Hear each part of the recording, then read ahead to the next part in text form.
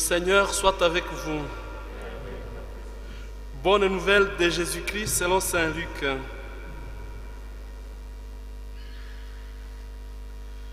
Jésus déclarait à la foule: je vous l'ai dit, à vous qui m'écoutez, aimez vos ennemis, faites du bien à ceux qui vous haïssent, souhaitez du bien à ceux qui vous maudissent, priez pour ceux qui vous calomnient. À celui qui te frappe sur une joue, présente l'autre. À celui qui te prend ton manteau, laisse prendre aussi ta tunique.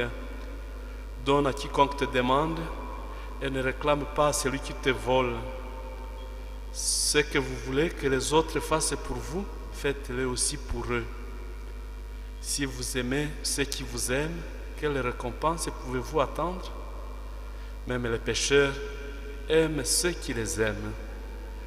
Si vous faites du bien à ceux qui vous en font, quelle récompense pouvez-vous attendre? Même les pécheurs en font autant. Si vous prêtez quand vous êtes sûr qu'on vous rendra, quelle reconnaissance pouvez-vous attendre?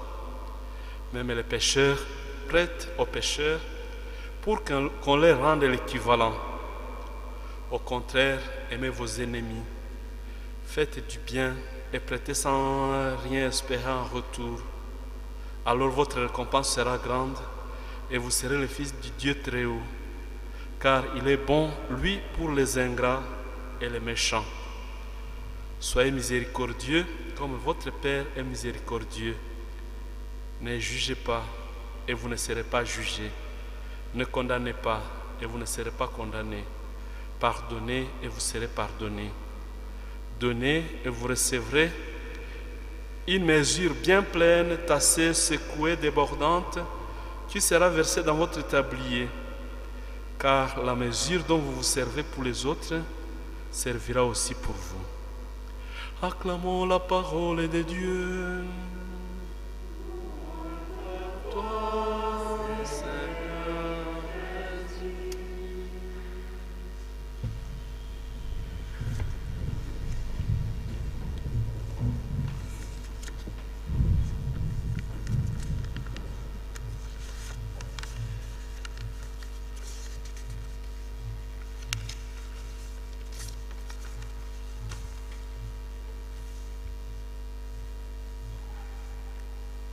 Le Seigneur nous a laissé un commandement nouveau: aimez-vous les uns les autres comme je vous ai aimé. Aimez-vous les uns les autres comme je vous ai aimé. Le Seigneur, lui, il nous aime tels que nous sommes. Les ingrats, les méchants, ceux qui prient et ceux qui ne prient pas. Ceux qui louent Dieu et ceux qui ne louent pas Dieu, le Seigneur s'en occupe. Voilà la pointe de l'enseignement de la liturgie de la parole de ce dimanche, c'est d'aimer comme Dieu. Comme Dieu. Dimanche passé, la liturgie, surtout l'évangile, nous parlait des béatitudes. Les béatitudes comme clé pour entrer dans le royaume. Heureux les pauvres, heureux les miséricordieux, heureux les doux.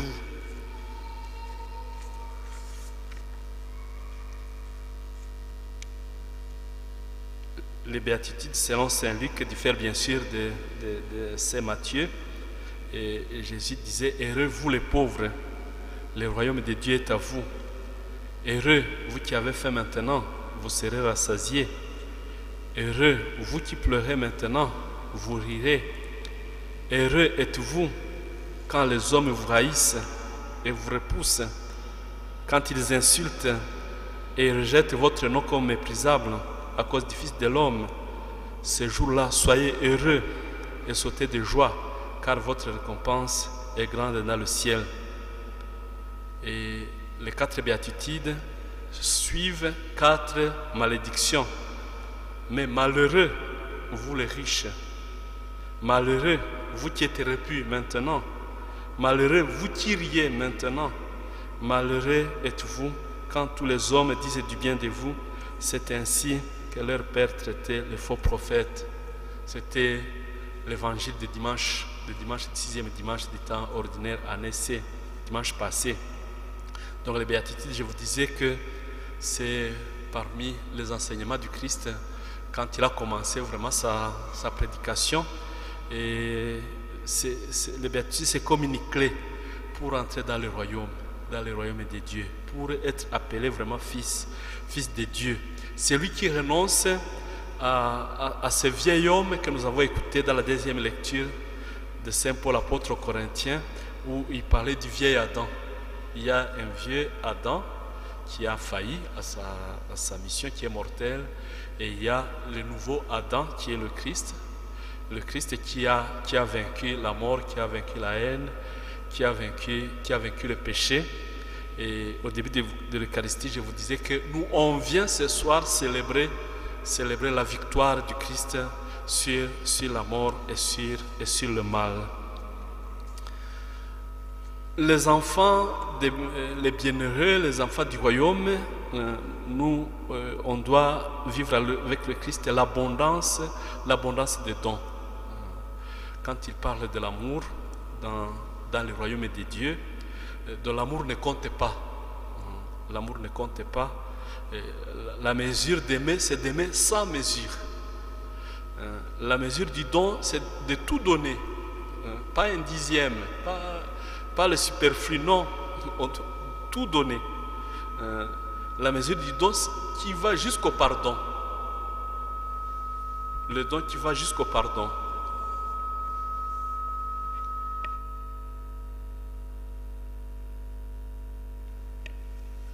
Je vous disais, le don qui va jusqu'au pardon. Je vous ai déjà raconté un professeur de religion, lui-même ne comprenait pas grand-chose à l'époque, et qui nous disait qu'il fallait pardonner seulement 3 fois. Les choristes, me rêvez à microzane.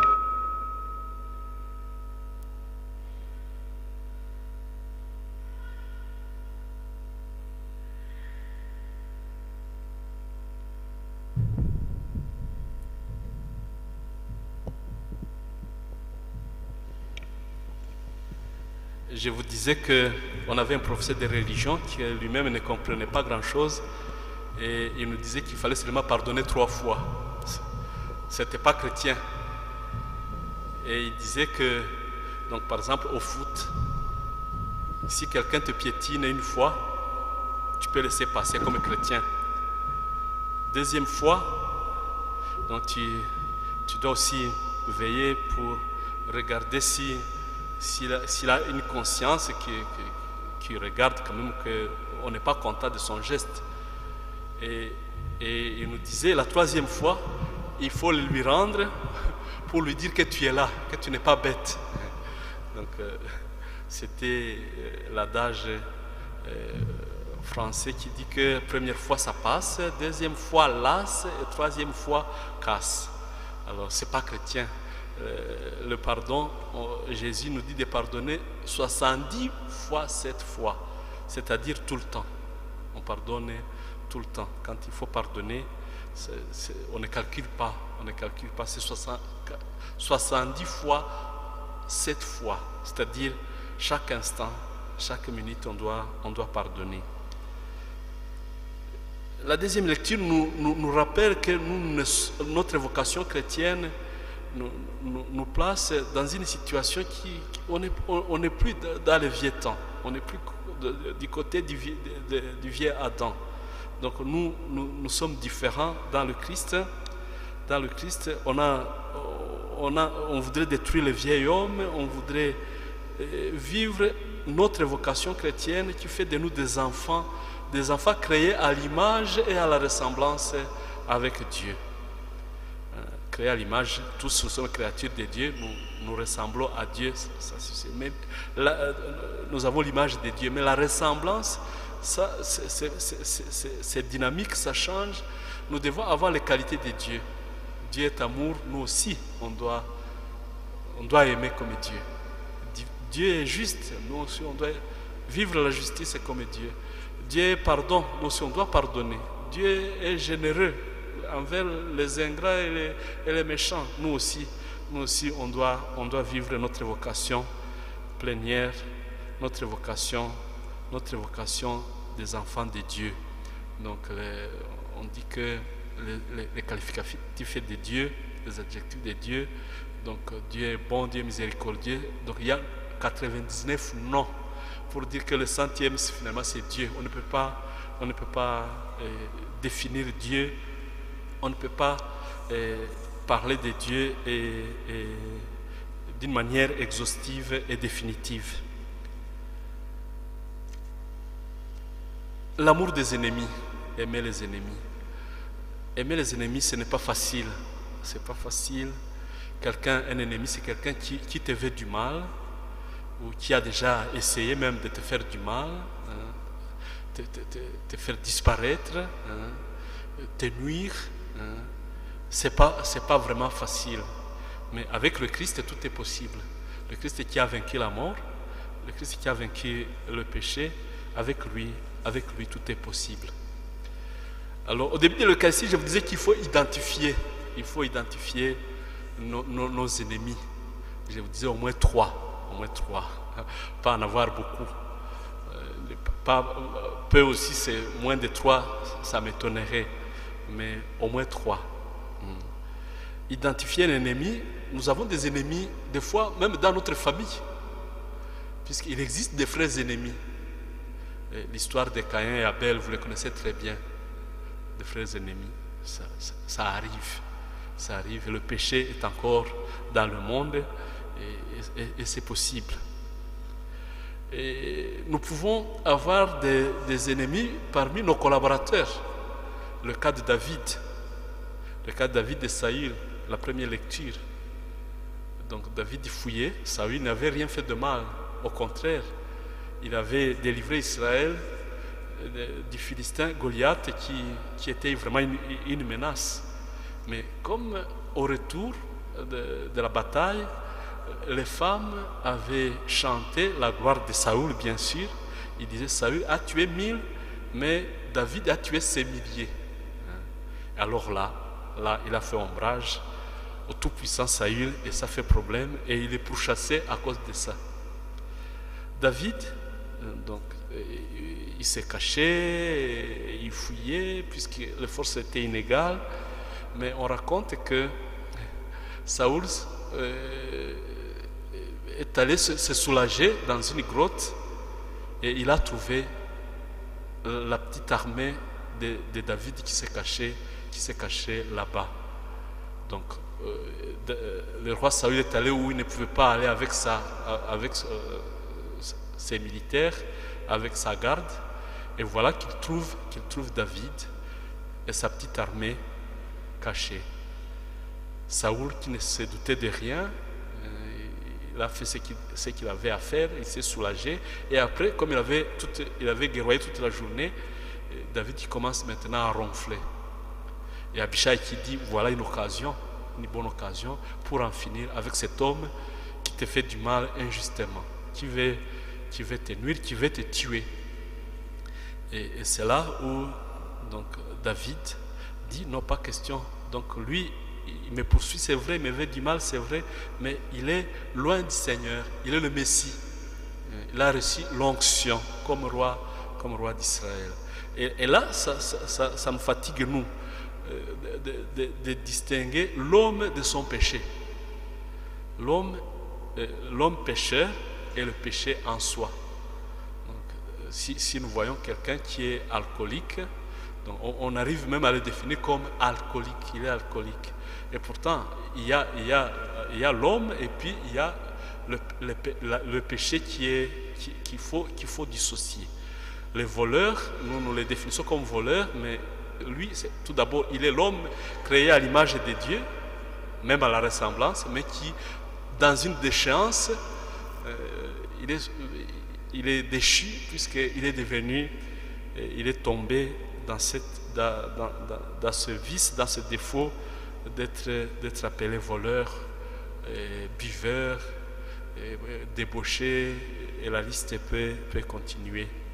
David, il a dit non, pas question. Je ne peux pas toucher à ce Messie de Dieu.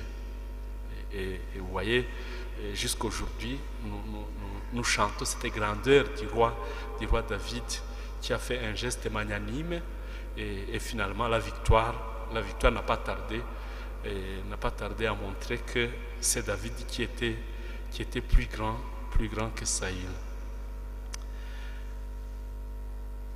Nous avons aussi d'autres types d'ennemis. Je vous disais au départ, j'ai fait une longue digression. Donc on peut trouver même des ennemis même dans notre famille, puisqu'il existe des frères ennemis. On peut trouver des gens qui nous en veulent ou qui nous jalousent dans le travail, dans la vie courante, ça arrive. Et il y a aussi d'autres ennemis, des gens qui souffrent. Quelqu'un qui souffre. Je ne sais pas si tous vous avez déjà vu ce film qui ressemble à une bande dessinée de Kirikou. Donc, il y a vraiment une grande philosophie sur la souffrance et sur le mal. La sorcière Karaba qui fait marcher tout un village, la raison de sa méchanceté, c'est puisqu'elle aussi souffrait, avait une épine dans son dos.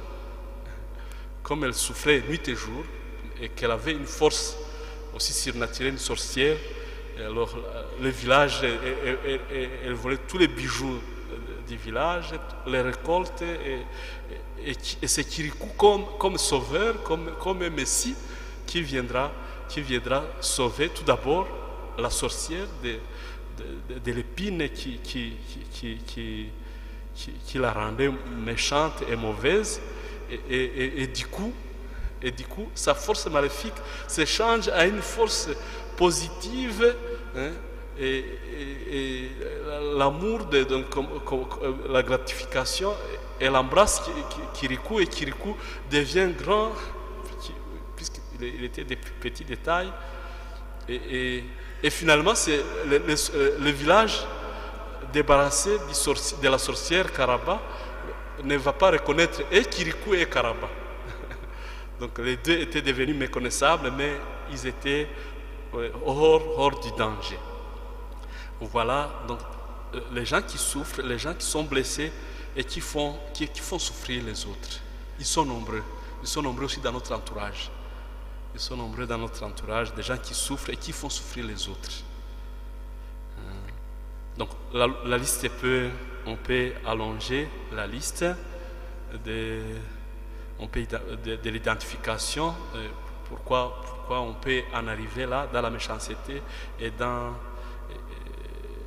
l'ingratitude. Mais en tout cela, il faut toujours vérifier l'origine du mal. L'origine du mal qu'on nous porte, soit c'est la jalousie, mais en gros c'est la misère. La misère, des gens qui souffrent et qui font souffrir les autres, des gens qui sont blessés et qui blessent d'autres. Mais nous, comme chrétiens, nous devons préparer des œuvres de miséricorde. Même dans l'Ancien Testament, on disait, si le bœuf de ton ennemi tombe dans un trou, il faut l'en extraire pour que toi, tu ne te venges pas. Il faut vraiment réserver la vengeance à Dieu. La vengeance ne nous appartient pas. Donc les œuvres de miséricorde, et on ne nous demande pas d'avoir de bons sentiments pour nos ennemis, non. D'aller embrasser ou d'apporter des fleurs, non, c'est pas ça. Mais tout ce qu'on peut faire, on peut prier par exemple. Prier pour nos ennemis, pour qu'ils se convertissent, qu'ils trouvent eux aussi la joie de la conversion. On peut leur souhaiter du bien. C'est possible. C'est chrétien. Donc, préparer la miséricorde pour les ennemis, les œuvres de miséricorde. Et suivre les exemples des saints qui ont vaincu la haine avec le Christ. Là où il n'y a pas l'amour, semez de l'amour et vous récolterez de l'amour, dit Saint Jean de la Croix.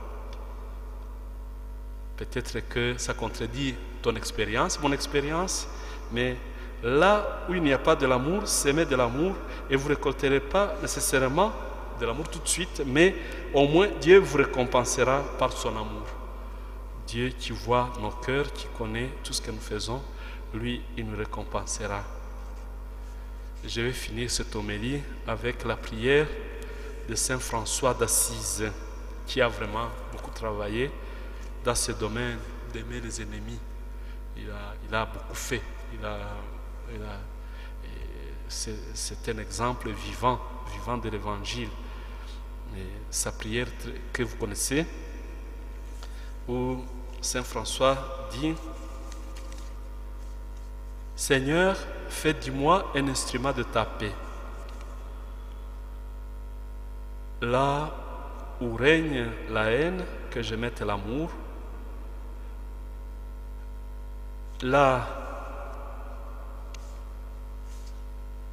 où est l'offense, que je mette le pardon.